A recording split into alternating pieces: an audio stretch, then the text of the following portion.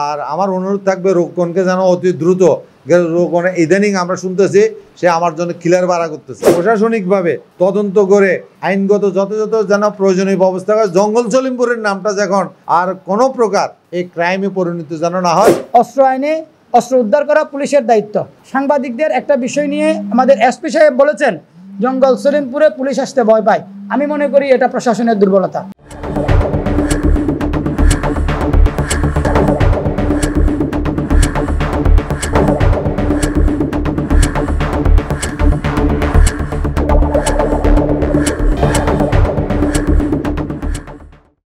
চট্টগ্রামের সীতাকুণ্ডের জঙ্গল সলিমপুরে সহিংসতা এড়াতে ও বাসিন্দাদের কাছ থেকে 50 লাখ টাকা চাঁদা দাবির প্রতিবাদ জানিয়ে সংবাদ সম্মেলন করেছেন ছিন্নমূল ও সলিমপুরবাসী। এখন এদেরকে চাঁদা দিতেই হবে। তো আমাদের অনুরোধ থাকবে আমরা চাঁদাবাজকে প্রশ্রয় যেন এই জঙ্গল সলিমপুরের ভিতরে আমরা যেন কেউ না দেয়। তাছাড়া আপনাদের যারা মিডিয়া আছেন আপনাদের সবাই আমরা সহযোগিতা চাবো। আপনাদের মাধ্যমে কিছু কিছু গুজব মিথ্যা তথ্য অপপ্রচার চালানো হচ্ছে। আজকে আপনাদের মধ্যে আমার জোর দাবি হলো প্রশাসনিকভাবে বাস্তব ঘটনাটা যেন বাইর করে তারা গ্রেপ্তার করে যেন আইনের আওতা নিয়ে আসা হয়। দেখেন ভাই, আপনিও এই দেশের নাগরিক, আমরা এই দেশের নাগরিক। দেশের প্রশাসন থাকতে আইনশৃঙ্খলা বাহিনী থাকতে আপনার এত ক্যাডার বাহিনীর কি দরকার আছে? আপনাদের সকলের কাছে আমার এটাই প্রশ্ন। আপনাকে চাঁদা দিয়ে আমি এই দেশে থাকতে হবে, ঘটনা কিয়া? শনিবার বিকেলে জঙ্গল সলিমপুরস্থ আলীনগরে আয়োজিত সংবাদ সম্মেলনে রকুনউদ্দিন ও তার বাহিনীর বিরুদ্ধে নানা অভিযোগ উপস্থাপন করে আলীনগর বহুমুখী সমবায় সমিতির সাধারণ সম্পাদক মোহাম্মদ ইয়াসিন। 22 সালে বলা হয়েছে যে এটা বিএনপি জমাতের গাঠি, এটা বিএনপির পুরোপুরি গাঠি। আর ভাই, আমি বিএনপিকে ভালোবাসি, এটা আমার ব্যক্তিগত বিষয়। আমার এখানে আওয়ামী লীগ থাকবে, বিএনপি থাকবে, বিভিন্ন মতের মানুষ থাকতেই পারে, কিন্তু আমরা তো সবাই সামাজিকভাবে এক পরিবার, এক ফ্যামিলির বিভিন্ন সোসাইটি আরও আছে, বাংলাদেশে আরও সোসাইটি আছে। তবে আমাদের এখানে রাজনীতি হানাহানি নেই, এটা সত্য কথা। আমরা সবাই ঐক্যবদ্ধ থাকতে চাই, আমরা ওইসব বিবাদে যাইতে রাজি না। তাই আমাদের অনুরোধ আপনাদের মাধ্যমে তারা যেন অতি দ্রুত যেন গ্রেপ্তার করা হয়। গ্রেপ্তার করা না হলে আমরা আবারও বলছি, তাকে আমরা যে কোনোভাবে হোক তাকে আমরা পাবলিকের মাধ্যমে তারা আমরা জনসাধারণ লই তারা গ্রাহ্য করে তারা আটক করব। সংবাদ সম্মেলনে জাল দলিলের বিষয়ে চ্যালেঞ্জ ছুড়ে দিয়ে মোহাম্মদ ইয়াসিন বলেন, আমরা সবাই ঐক্যবদ্ধভাবে থাকতে চাই, বিবাদে যেতে চাই না। আমি প্রথমে বলছি জাল দলিল বলতে আমি কিছুই বুঝি না। আমি চ্যালেঞ্জ করলাম যে এরা বলছে মিডিয়া, আপনাদের মিডিয়ার মাধ্যমে বলছে, আমি চ্যালেঞ্জ করলাম একটা প্রমাণ করে দোক বলে এটা আপনি জাল দলিল করছেন, আমি আপনার এটা নিয়ে আপনার সাথে একমত থাকবো।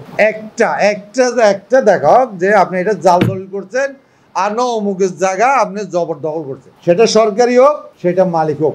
হ্যাঁ, কারণ আমি আমার পার্শ্ববর্তী অনেক মালিক আছে, তাদের সাথে আমার কি থাকতে পারে, হয়তো 10 হাত এদিক সেদিক ঠেলাঠেলি থাকতে পারে, সেটা ভিন্ন বিষয়। কিন্তু এমন কোনো কেউ বলতে পারবে না যে আমি কারো জায়গা জবরদখল করছি বা জাল দলিল করছি। এই ব্যাপারে আমি 100 চ্যালেঞ্জ করলাম। এরা যারা জাল দলিল বলতেছে এরা নিশ্চয়ই জাল দলিল করছে, এদের অভিজ্ঞতা আছে, এদেরকে খুঁজি বের করে এদের থেকে তথ্যটা সংগ্রহ করা হোক। আয়োজিত সংবাদ সম্মেলনে অভিযোগ করা হয়, অসহায় ছিন্নমূলবাসীকে পুঁজি করে যারা অপরাধ করছে তাদের জনগণ ক্ষমা করবে না।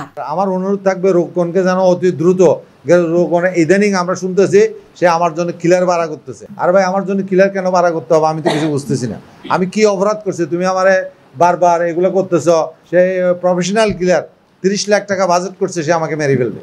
তো আমাকে মারি ফেলবে আমার হয় তাড়াতে না, আমি এটা বিশ্বাসও করি না। কারণ আমাকে মারি ফেলবার জন্য 2009 সালেও একবার, 10 সালেও একবার চেষ্টা করা হয়েছিল।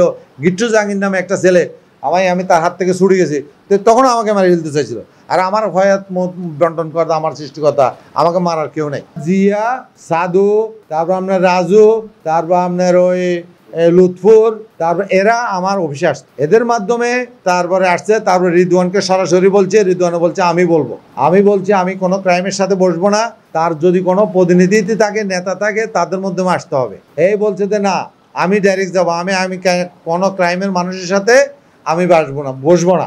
তারপর লাল বাদশা বলছে যে ওনাকে টাকা দিয়ে দিলে আর কোনো ঝামেলা হবে না, 50 লাখ। আর ভাই, আমি 50 লাখ টাকা করতে দিব, আপনারা আমার এলাকাটা ঘুরে দেখেন, এখানে জনসাধারণের এলাকা, কার থেকে দিব, আমি কার থেকে তুলে দিব এই টাকাটা? সে বলছে ছিন্নমূলের তোলা, এটা ছিন্নমূলের বিষয়। আমার এখানে তো কোনো দখলের কিছু নেই, আমরা জায়গা ক্রয় করছি, জায়গা বিক্রি করে দিচ্ছি, যার যার মালিকানা চলে গেছে। আপনার মালিকানার সম্পদ আপনার কাছে চাঁদা চাইলে আপনি দিবেন, আপনি বলবেন তো আমি কেন দিব, কি কারণে দিব? জঙ্গল সলিমপুরে আর কোনো ক্রাইম যেন না হয়। আপনারা খুঁজে দেখেন, যদি একটা লোকের তথ্য আপনারা দিতে পারেন, আমরা আপনাদেরকে সহ প্রশাসন সহ এর বিরুদ্ধে প্রয়োজনীয় ব্যবস্থা নেব। রোকন বাহিনীর প্রধান রোকন উদ্দিনকে দ্রুত গ্রেপ্তার করে আইনের আওতায় আনতে হবে। সম্প্রতি সামাজিক যোগাযোগ মাধ্যমে রোকন উদ্দিনের ৬০ লক্ষ টাকার অস্ত্র কেনার বিষয়ে কথোপকথনের রেকর্ডিং সম্পর্কে মোহাম্মদ ইয়াসিন ও অ্যাডভোকেট আমজাদ বলেন, অবৈধ অস্ত্র উদ্ধার করতে প্রশাসন ব্যর্থ হয়েছে। যারা অবৈধ অস্ত্র ব্যবহার করে, অবৈধ অস্ত্র বহন করে, তাদের বিরুদ্ধে ১৯-এ এবং ১৯-এর F ধারায় তাদের কাছে পাওয়া যায় এবং এটা একটা অপরাধ। এই অপরাধের প্রমাণ হলে শাস্তি হচ্ছে ১৭ বছর, ১০ বছর এবং ৭ বছর করে। আমরা যেটা শুনেছি, বিশেষ করে আমরা যেটা বাংলাদেশের ৫ই আগস্ট পরবর্তী বাংলাদেশের অসংখ্য থানা থেকে অনেকগুলো অস্ত্র লুট হয়েছে। আইনশৃঙ্খলা রক্ষাকারী বাহিনী তথা যৌথ বাহিনী গত ১.৫ বছরে অত্যন্ত হতাশার কথা। সেটা আমরা একজন সমাজের প্রথম শ্রেণীর নাগরিক হিসেবে আমরাও হতাশ। বাংলাদেশের প্রশাসন, বাংলাদেশের যে পুলিশের যে অস্ত্রগুলো লুট হয়ে গেছে, সেই অস্ত্রগুলো তারা উদ্ধার করতে ব্যর্থ হয়েছে। আমি সাধারণ জনগণের পক্ষ থেকে বলবো যে আমরা প্রশাসনকে স্বাগতম। আপনারা যৌথ অভিযান করেন, প্রয়োজনে এই টোটাল এলাকা কর্ডন করে আপনারা অভিযান করেন। এখানে টোটাল এলাকা অভিযান করে যদি এখানে কোনো ধরনের অবৈধ অস্ত্র থাকে, সন্ত্রাস থাকে, তাদেরকে ধরে নিয়ে যান। ৬০ লক্ষ টাকার অস্ত্র ক্রয় করছে, সে বলছে কাকে, এটা আমি তার নামটা নির্দিষ্ট করে দিই। এখানে ইয়াকুব নামে একটা ছেলে আছে, ইয়াকুব, তার ছেলে একটার নাম আছে বাচ্চা। ওই বাচ্চাকে সেই কল করে বলছে যে ৬০ লাখ টাকার অস্ত্র ক্রয় করছে জঙ্গল জলিমপুর ছিন্নমূলে আধিপত্য বিস্তার করার জন্য। আমি তার নামও ভেঙে দিচ্ছি। সে ৬০ লাখ টাকার কিনছে, থানা লুটাবো অস্ত্র তার কাছে আছে। তাহলে আমার দাবি হলো যে আজকে সেনাবাহিনী বা বিভিন্ন প্রশাসনের যারা সংস্থা আছেন, তারা কেন তাদেরকে গ্রেপ্তার করছে না, কি কারণে করতেছে না, আমরা এটার হদিস কোনোটাই পাচ্ছি না। আমি কেউ যদি মনে করে যে উনি রাজনৈতিক সত্য চাই নাই, এটা আমি মানতে রাজি না।